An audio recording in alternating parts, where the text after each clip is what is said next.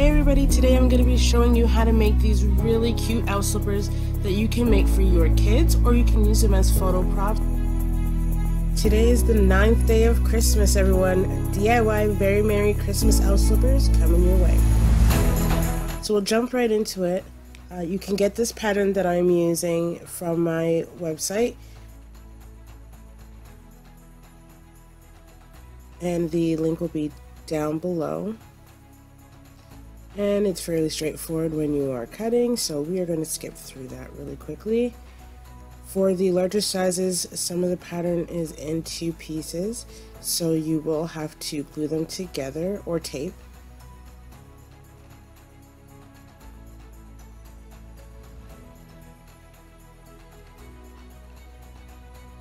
So once you cut out all the pattern pieces, like so, you need to tape together or glue. I can't seem to find my tape, being that it's Christmas time, so I'm using this spray glue to put the 2 pieces together. You'll notice that I have a few details on my pattern that might be different from the pattern that you print off. It works just the same. I just simplified it a little bit for everyone.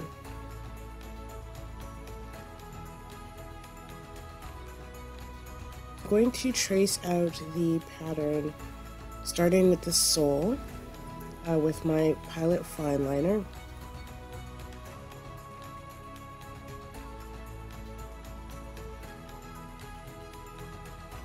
If you go to my website, you'll see that I mentioned that you can use acrylic paint, and I used it here to add some detail to the sole for the infant-sized slipper. Stack the 2 pieces of felt together for 2 soles, because we need 2, and pin it in place and then cut them out.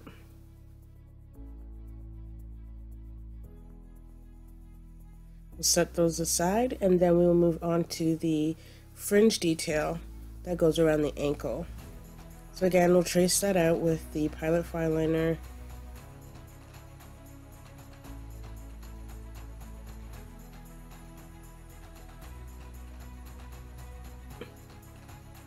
You will fold it in half and pin it in place, and then cut it all out.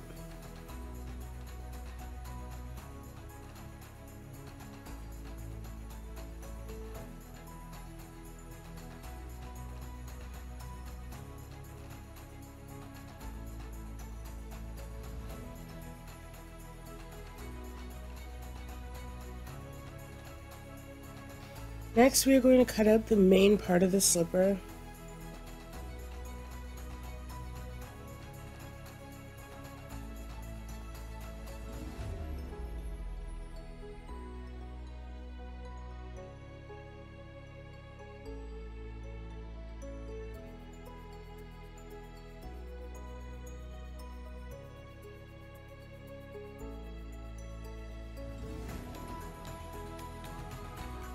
So once these are all cut out, you want to put them together and run a stitch along the back edge of the slipper at 1/4 inch. So here you can see that I've done that. I've laid down a 1/4 inch seam. You want to make sure that you backstitch on both the beginning and the end of every stitch that you do.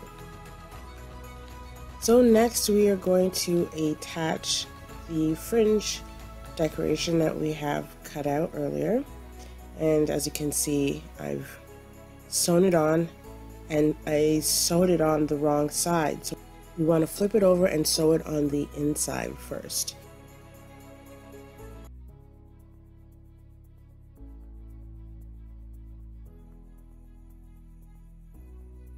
We also want to make sure that we don't make 2 left feet, so we're going to test it out and make sure that we have it facing the right way before we attach it.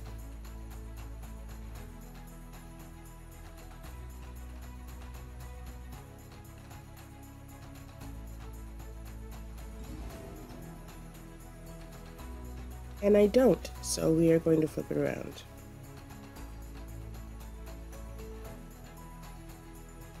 So we can pin that down.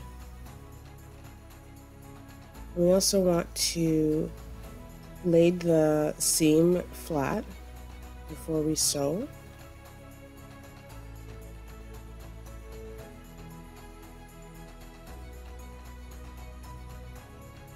And we also want to make sure we don't sew all the way to the edge. We want to leave about 1/4 of an inch because we do have that seam allowance there. So we're just going to put a pin in to mark where we want to stop. And then I'll go sew it up. So as you can see, I've stitched the fringe on.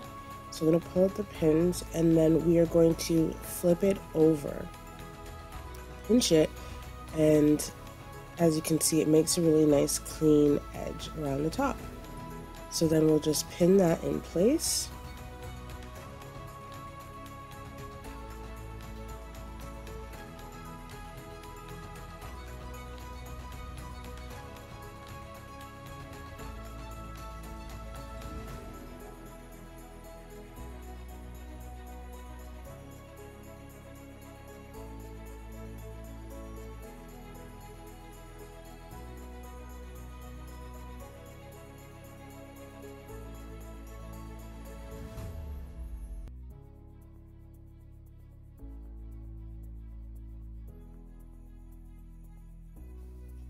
So we also want to make sure we match up the corners here on this tail end. This is where we're going to place our snap. We'll put a pin in there as well.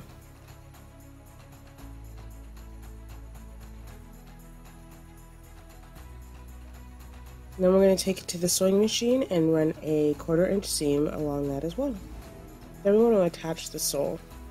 Start at the center back of the sole and the seam line of the main part of the slipper, and start pinning, working your way around the curves very carefully. There's no need to stretch or pull, just as long as it's as aligned as possible. It will be a little bit finicky.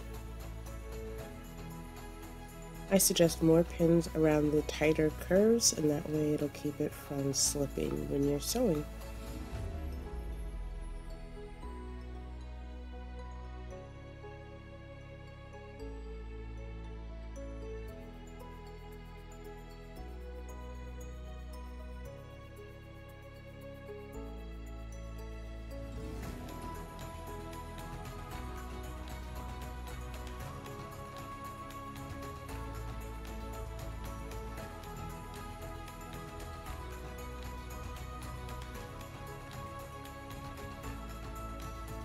So when you get up to the tip of the toe, you want to be careful when you're pinning this, because you want to make sure that the curve is centered to the slipper, otherwise it'll look like it's falling over. So one way to do this is to pin the green part first, match up the triangles and pin that, or you can kind of just eyeball it. And then we can go around and pin the rest of the slipper together.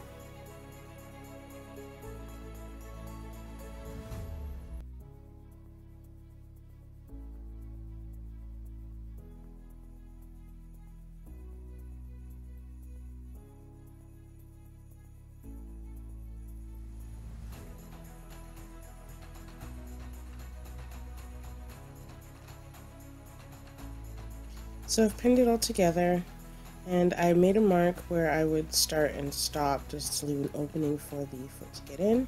You go around and you stop here where it meets the sole of the slipper. Then you want to lay the top sideways and start stitching the sole of the slipper to the main part of the slipper. When you get around to the back, take your time, slow down. It will pucker a little bit or ripple a little bit, but that is okay. And then you want to go all the way around and stop where the curl of the slipper meets the sole of the slipper. Then you can remove all your pins, give it a quick trim, and you will be ready to turn it right side out.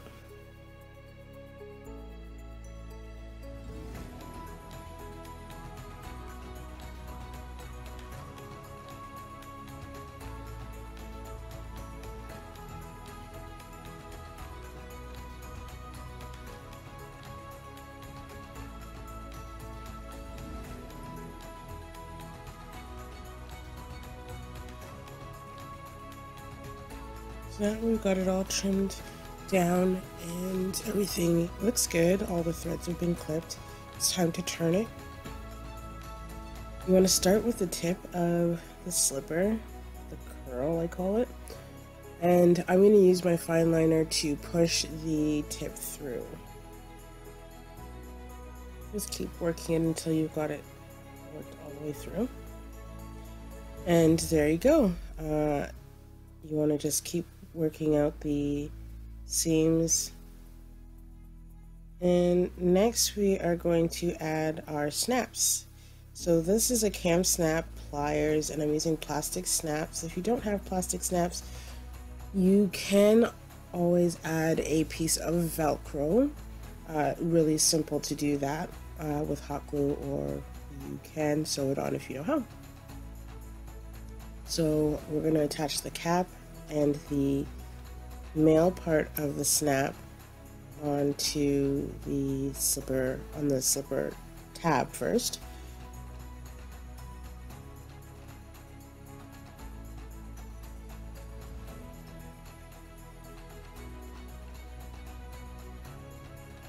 And then we are going to attach the cap on the inside of the slipper and the female part on the outside.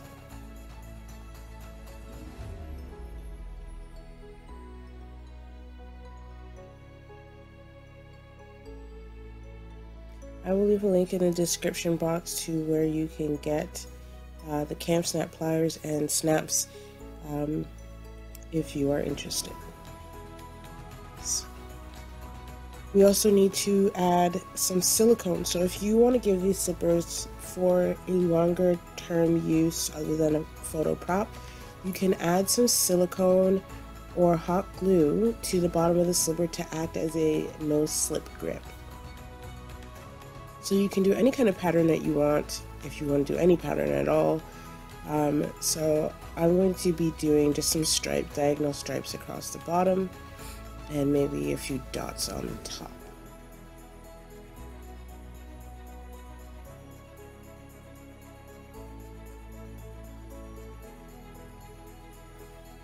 Because this is silicone meant for the bathroom, you can wet your finger and smooth down the silicone if you like.